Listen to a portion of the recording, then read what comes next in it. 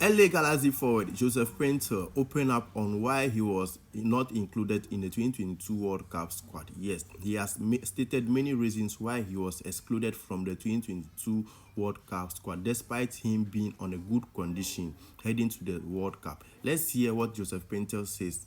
Pointed with the decision of the coach of the national team, which there was no tangible, reasonable, thing of me being exclusive from the list. We had a lot of ups and down talks, and Was there I think miscommunication there, Joseph? there was no miscommunication, but it was something that I think they already planned on it, and it's not something about me. It's not something about my performance. Nothing like that. Because I spoke to the coach, and the coach was admitted I'm really good. I'm scoring goals and everything. And by the end of the day, the only answer he gave me is football is not about goals and assists. I was like, what is really going on? If football is not about goals and assists, then For what am I offensive what am I player. what am I even doing here? Correct.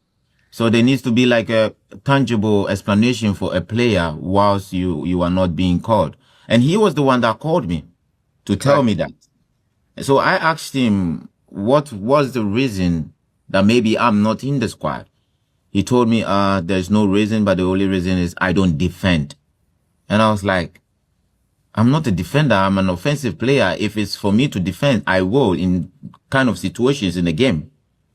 Because I'm a player who is really quick and who can take players on and just make decisions. So my aim is just to do that and to help the team. If for me to defend, I can defend, but not throughout the game.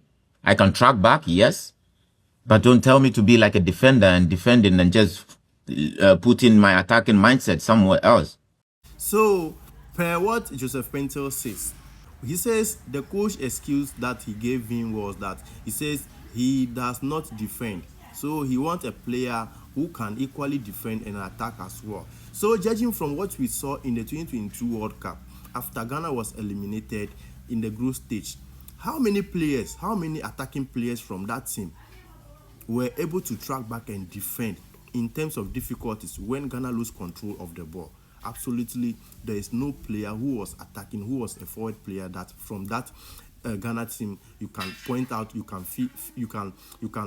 categorically point finger out now that this is the player that when during the World Cup, even though he was playing forward, he tracks back to defend during difficult times.